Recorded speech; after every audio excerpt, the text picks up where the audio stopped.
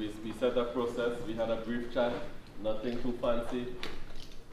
We asked Salty to lead the batting discussion, and I think he said what he said before the game started, and he went out there and demonstrated. So well done to Salty and for 159, and we win the game by 50 runs. Okay, so that is a fantastic. We proved throughout the tournament our bowling attack is one of the most dominant and the most smartest attack. So for the bowlers, well done. Jason again, early wickets with the new ball. Penetrating with the new ball, obviously King Sunil. Congratulations.